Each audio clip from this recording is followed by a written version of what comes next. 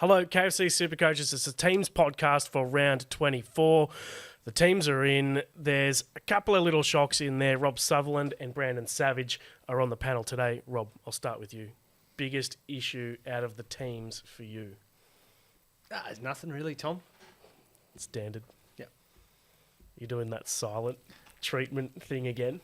I gave you an answer. No, like this time of the year, there's not a lot of shocks in is there? It's I pretty much everything that was announced is what I was expecting. I was pretty good. Yeah, I was hoping for Mulatalo to get named, and that has happened. I was hoping Tyrone Munro would get named because he's got that matchup against the Dragons. That hasn't happened.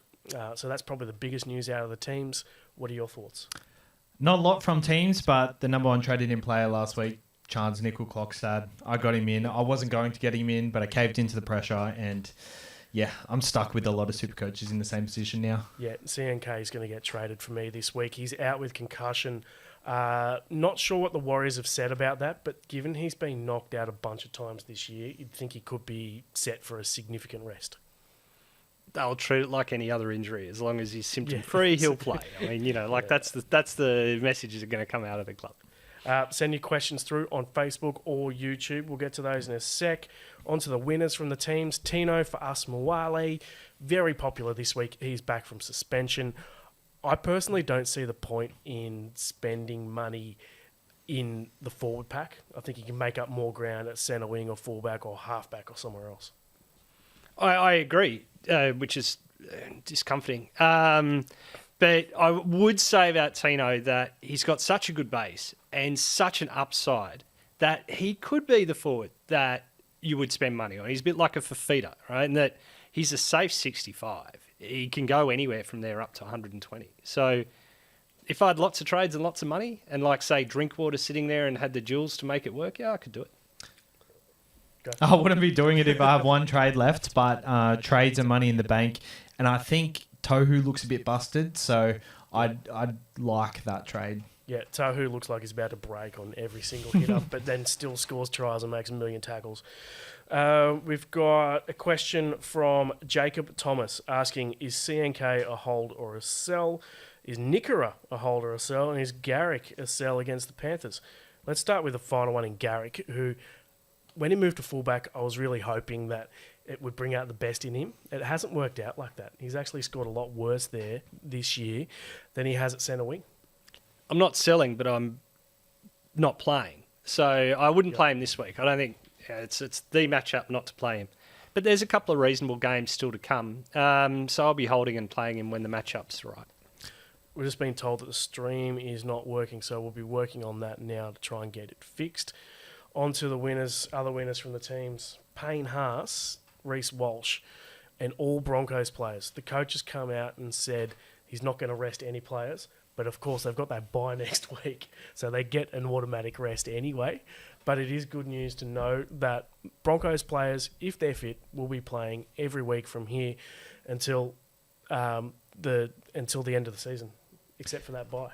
Yeah, the bye is the tricky one. But I think, with Payne Haas and Reece Walsh, they'll both be eyeing for a daily M. I think Reece Walsh is actually ineligible for it, but Payne Haas in particular, I think he'll want to play big minutes and finish the season strong. And Jacob Preston, he's back for the Bulldogs, given that the Bulldogs are back from the bye. On to the losers, CNK, we've spoken a fair bit about him. And Cowboys, Scotty Drinkwater, he is up, well, not over $1 million anymore, $951K. But if you had him with the bye this week, would you cash him in? Yes. Yes, I said do it last week. Yep. All right, nice. I love Rob's short answers. He wants a 16-minute podcast. Got places to be. Buys, Latrell Mitchell, yes or no, Rob? Maybe just elaborate slightly. Yeah, it's a yes. It's a yes, but, right? So he's just floated along in 2 games and he's got 72 and 71 or something like that, 72, 74. But he's scary. Looks like he could do anything. This game is obviously a really good matchup with the Dragons, but then the draw's not good. It's, like bye Roosters Broncos or something along those lines, I'm pretty sure. Those aren't matchups that you love. So it's like, yeah, I'd get him in and I really want to play him this week, but I got some quibbles after that. I've got a bloke, one of my mates actually, who went to Magic Round, asking a question. He said, I need some non-Magic Round help with my final reserve. Nicarima, Tohu Harris, or the Big Red, Corey Horsburgh. What do you think? That's tough. Nicarima against the Roosters. Not the easiest matchup, so I'd probably go Horsburgh. Nicarima at fullback for me. Yep. We'll go to the next buy. Brian, really tempted to bring him in for C&K. Obviously, a lot of people are selling him. So 2-0 looks like the number one prospect for me. I've been death riding all these popular players, so I'm scared to death ride another popular play again. He's just going over and they're making plays for him. Their right side is the dominant side now. Yep. The only issue I've got with him, he has scored so many tries in the last sort of 6 weeks that there could be a drought coming up. But with Cleary back in that team on the same side as 2-0, I think it's... And they got a decent run home. It's not a slam dunk run home, but it's good. And the Panthers look like they're going to go for that minor premiership and not rest players. Yeah, I agree. I think he's the backline buy of the week. Yep. On to Kalen Ponga. Would you spend over $1 million on him? I think yes, if you got the trades. If you don't have the trades and you can do it, I'd still do it. Yeah, I mean, not only is he playing well in the field, but like he's kicking goals really well. Like usually when he was lining up goals, you're like, oh, well, there's a minus. You know, but he's nailing them from out wide. The draw is really good. The flexibility, you can have him at 5'8", you can have him at fullback. That's really useful. I'd just say one thing that everyone's going to captain him this week, or a lot of people are, last round against the Bulldogs. But that's not the Bulldogs that we were watching 3-4 weeks ago where 14 of their players are out. This is a much better team. I'm not saying the Knights won't win. They're on the up and the Dogs are where they are. But it's a thing for Ponga. Yep. One guy that you're really keen on and you keep crowing about is Sean Johnson. I don't own him, but how good was he last week? Back from the bye, a couple of tries, a bunch of assists in there as well. 140-odd points. If you VC'd him, you're pretty happy about it. Yeah, look, I sent a few notes where I thought he could do better. I haven't had a reply yet, but I'm sure Andrew got my email and we'll pass them on to Sean in due course. But as a SuperCoach thing, yeah, I mean, I had him as a VC. I looped. Have to. I'm basically locked into Hines and Cleary at halfback, so I can't get him, and it's tough to watch the Warriors at the moment when he takes the field. It is, and with Chance out, I think he's only going to step up. Yep, good call. On that, Chan's out. I saw a couple of people were buying Dallin Watene-Zelezniak. He's quite Chan's dependent, so Yes. I would say there's a cautious on that one. Another guy who you've been crowing about as well, Rob, I is have, Jermaine Asako. And he's another guy that I've just... I haven't owned him all year, actually, and I death ride him every week, and he just comes up with the goods every single round. Three goods. Yeah. Three goods, yeah, exactly. But, I mean, I still feel like it's chasing points, and I'm waiting for him to crash and burn at some stage, and it just hasn't happened. He's been so consistent. It is chasing points, I think. He's not quite in the form he was, or the team's not quite in the scoring form that they were in sort of the middle of the season when he was going so well. I think part of that is that Wayne keeps moving their pieces around. You can't have your fullback and your centre and your 5'8" to like these interchangeable pieces and expect it doesn't impact the team, and it has. Would I go and buy him? Probably not. The draw's pretty reasonable. I'll probably play him most weeks, though. We're getting a question from from Michael, asking... Karaz is back and back into solid base stats. What are your thoughts on him as a bit of a pod running home instead of, let's say, Brian Tuo or Jermaine Asako?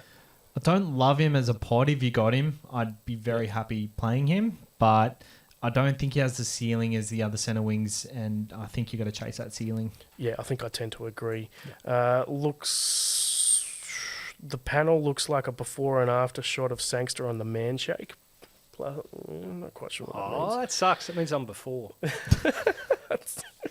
Let's go, Scotty. Drinkwater's coming through as well. YouTube, what's happening there? There's not much going on there. Not Maybe much. it's just The stream's paused, probably. There's someone that says Brandon sounds awesome. The God filter on his voice, quality choice. Oh, wow. There we go. We love getting compliments on this show. Onto the holds. Mulatalo. It was up in the air coming into Teams Day, but he has been named. And the word is from David Riccio, our man who has all the Cronulla news, is that it was a concussion picked up at training.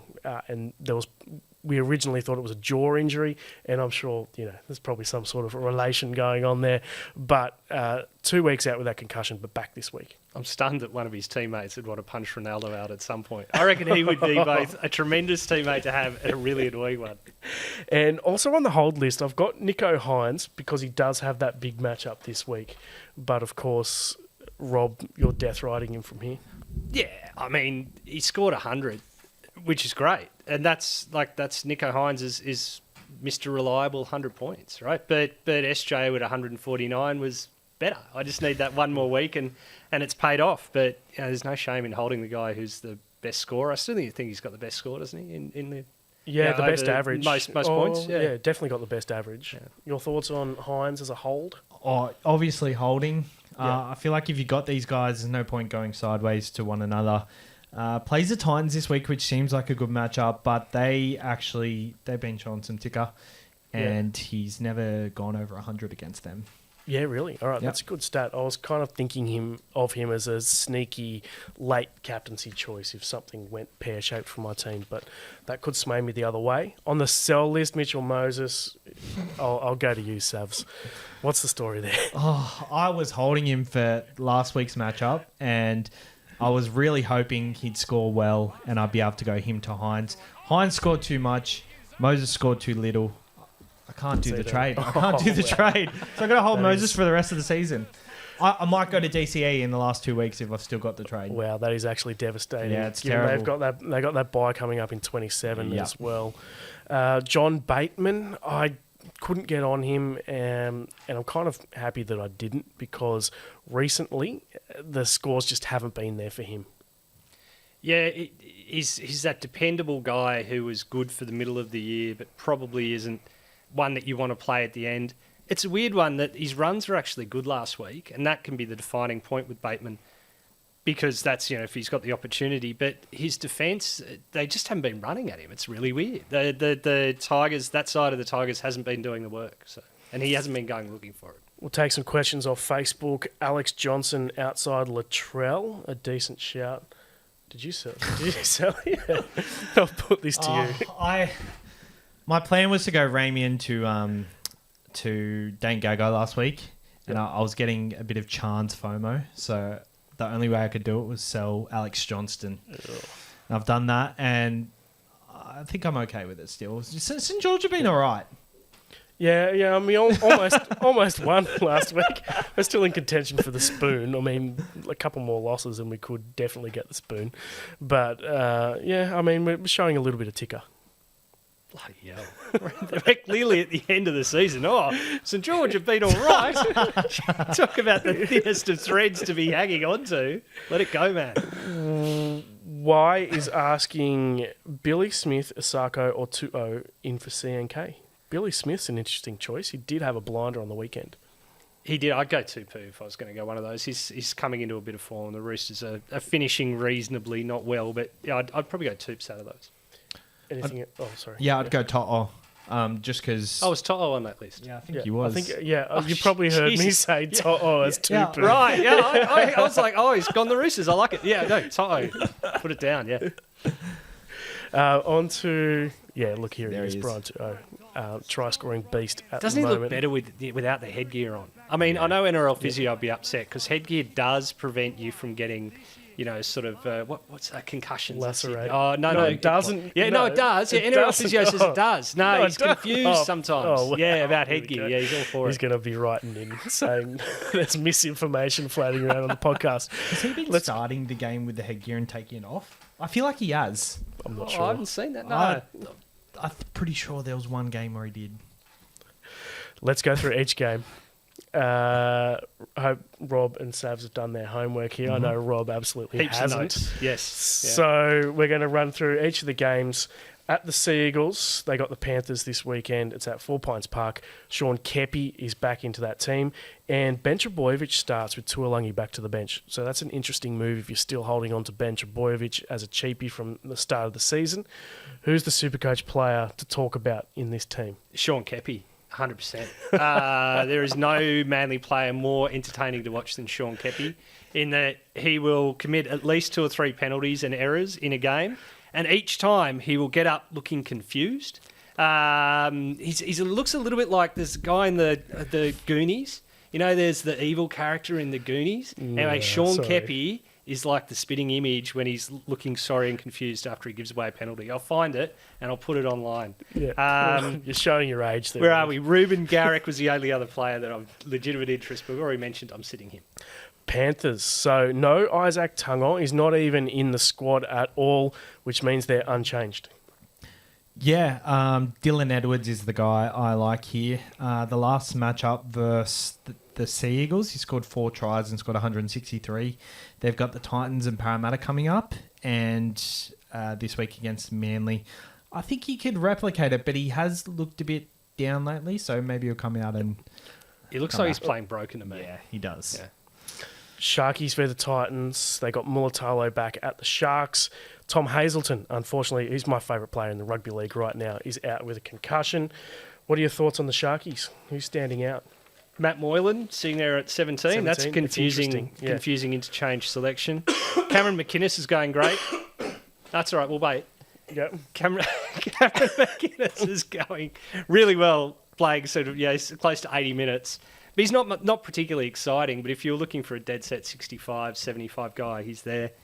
Ronaldo, he owes a lot of us, so let's hope he pays us back. Yeah, I'm hoping for a big score this week. At the Titans, they got Tino back. No Brimson again. He's been rested again with that rib or abdominal injury.